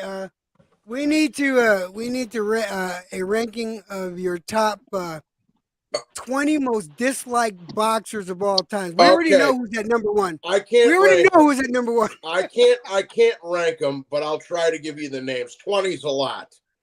20's a lot, but I can probably give you a dozen or 15. So Raleigh got to be number 1. Yeah. No, Floyd's always going to be number 1. But Floyd, Canelo, I hated fucking Hector Camacho, Prince Nassim, fuck the Prince, Lennox I fucking hated, Browner, Tank, hold on, Browner, Tank, Wilder. Fuck. I don't really hate dislikes. You hated. I don't want to just start saying that. Hector Camacho, Johnny. No, I fucking couldn't stand Camacho. Why? I loved Cotto and Trinidad. I fucking hated Camacho and Benitez. I fucking couldn't stand. See, I'm glad I didn't know Johnny Boy back then, because me and Johnny Boy would have had fucking problems. Johnny, why did you hate Hector Camacho? I was a fucking baby. Yeah, I mean, I was a fucking baby when, but my dad hated fucking Camacho. He couldn't stand Yeah, but you're older now. You still got him on the hate list. Why? That man did a lot of good things. He was too fucking flashy for me. He was a fucking loudmouth. You know how? That's where these fuckers get it from. Coming into the ring in his fucking fireman panties. I couldn't fucking. Fuck that.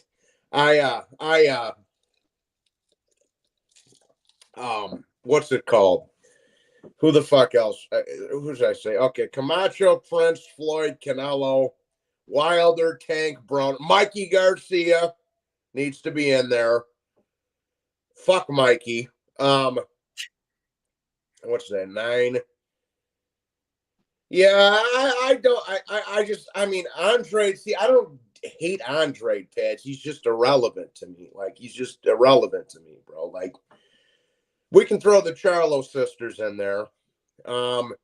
Ryan, fuck that little fruitcake. What's that, like 11 or 12? I'll give you fucking. I wasn't a big Fernando guy. I'm not going to lie to you. I couldn't stand all the fucking excuses that cocksucker came up with after Trinidad ripped his balls off. Fernando Vargas is still crying about that fucking 25 years later. Trinidad might have had something in his glove. No, he didn't. He beat you, bro.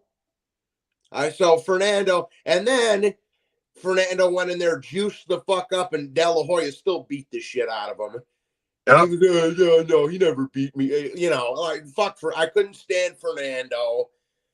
How about when he tried that shit with fucking Trinidad?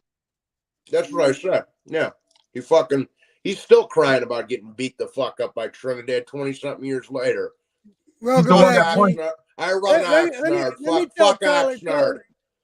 I run Tyler, Oxnard. I appreciate it. You know, I thank you so much again, Tyler. I appreciate that. I'm Oh, sorry, I didn't mean to interrupt you, Johnny. Go ahead. All right, so who that? Fernando Camacho, the Prince, Canelo Floyd, the Charlo sisters, Ryan Tank Broner. I don't know, dude. There's a Broner dozen don't get for no love from you, man. Broner didn't get no love. No, absolutely. He tried fucking a minor Electrojet. You talking Absolutely about Webster? You talking about Webster? Yeah. Nah, he get no love. He get no love. He fucked up his Yeah, career. No, like I didn't know about that. Again, I don't watch these boxers in their personal lives. So, but yeah, if you did some shit like that, fuck him. Yeah, listen. Not only did he did that, but he's also punched old ladies in the face and taken their purse. Like, this is on record. This isn't me. I don't know, man. There's a couple Yeah. old ladies that I wanted to punch because they just wouldn't shut the fuck up. Well, I'm just kidding, man. you know what I mean. He's a piece of shit. I know, no, I get it, but Yeah. my big thing is, and I know it might seem a little ignorant of me, but I really don't bother with what's going on with their personal lives, and I don't follow it. I only follow what goes on on the record and in the fights. So maybe I need to follow up a little more, but then I don't want to get all caught up in that fucking bullshit that everyone else gets caught up in. So I avoid it. That's one of the reasons why my channel doesn't get involved in all that fucking drama that a lot of other channels get involved with. So, but I might have to pay more attention to shit like that because that's bad. That's bad. The fact that Tank, is in jail right now because of the bullshit he did, yeah, I might have to pay a little more attention. He's not even in fucking real jail. He's in fucking rich boy fucking protective custody jail. He's not even in fucking. Hey, yeah. They deny him cable TV sometimes. All right, that's hard.